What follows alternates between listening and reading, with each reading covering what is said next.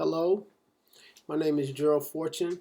I'm a recent graduate of Full Sail University with a bachelor's degree in creative writing for entertainment. I'm pretty excited about that. Um, my educational background is this bachelor's degree. I also did 4 years of trade school for union bricklaying, which I went on to do for 20 plus years in and around the Chicago area and surrounding suburbs. I have a third degree black belt in Taekwondo and golden gloves from much younger years. Um, what inspires me? Well, my writing background. Right now I'm working on a web series for a studio in Atlanta. Um, what inspires me to write? You remember that scene in Man of Steel with Russell Crowe and Amy Adams, etc., where he says, "Look to the stars, like our ancestors did." You know, that's what inspires me to write. The stars. It's something that I've always enjoyed doing. I started a journal, writing a journal, and writing jokes and things down at the about the age of 13, around eighth grade, and I kept up with that for 15 plus years until I allowed life and everything else to run interference. Would I be willing to relocate and where? Yeah, just about anywhere success would take me, besides, like Antarctica or something. But, anywhere that success, where I can pursue my goals, I would probably go. New Zealand, it doesn't matter. As long as I get to write and somebody's, paying me to write, I'm going to probably go there. Um, why would the agency consider me? I have life experience. uh, 20 plus years in the workforce for doing a trade that I really wasn't passionate about, but I showed up and I did a hell of a job. And that's what my coworkers would actually say about me. I'm a team player. I, um, I am always willing to help the guy that's furthest behind. Um, and I think that's what my coworkers, anybody I've worked with, I think I've left a good impression on them. I think. The central event that shape helped shape me the most, well, witnessing death at an early age, more than once. I grew up in a very violent environment in inner city Chicago, and I witnessed death up close and personal, um, uh, more than one occasion. And it's just given me a deep appreciation for the people and experiences that I would later go through in life. I think it allowed me to retain more of life's experiences. Um, Also, over about a decade ago, I witnessed the almost kidnapping of my son, who was at 9 years old at the time. And I witnessed a group of people um, try to kidnap my son.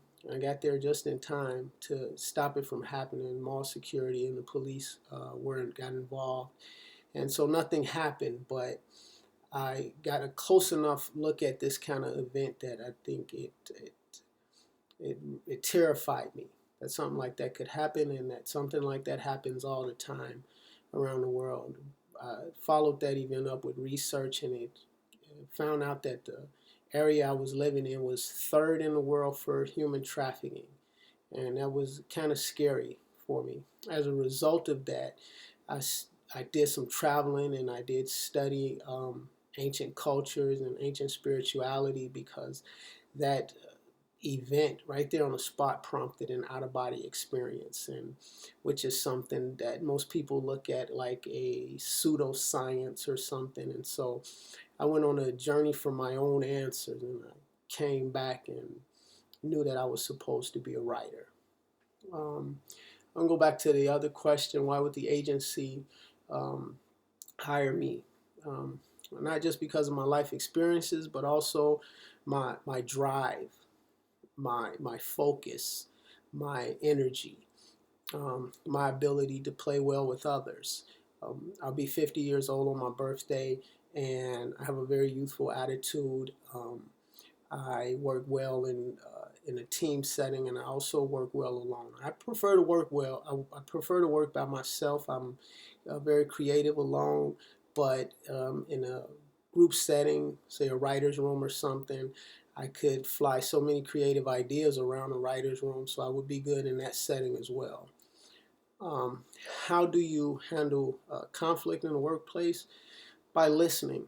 I don't think the workplace is the setting for conflict. So, I think if you are clocked in and kind of conscious of your surroundings, you may be able to head off these sort of things before they actually get to that point. But in the event that you can't head it off, I think you can, stop most problems by just listening and not talking, because you can better understand what the person is trying to communicate with you. And this will probably take care of a lot of conflicts, that's been my experience.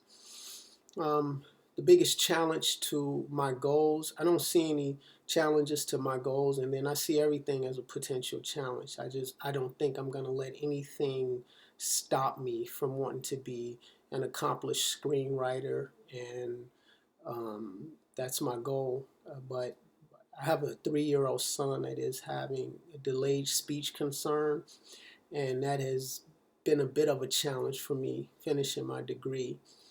That's been the biggest challenge, focusing on my 3-year-old, making sure he's okay. He was born, right around the time I started Full Sail. And so with my wife working, having to go back to working, he spent a lot of time at home with me while I was studying and trying to get assignments done. It was a bit of a challenge. Would I lie for my boss? Well, yeah, it depends. If it's not murder or treason or you know something like that, if it's just help him cover his ass in the workplace or help cover her ass in the workplace, why not? I'm a team player.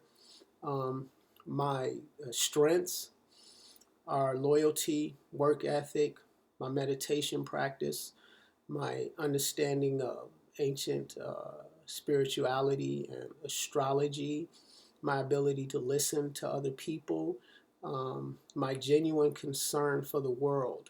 Um, I'm a Shriner, and what that means is I'm affiliated with the Shriners Hospital. We have 22 hospitals that give completely free care to children under the age of 18, no matter what the problem is. If you are familiar with Shriners Hospital, you can take your child to the Shriners Hospital for just about anything, and the cost will be covered.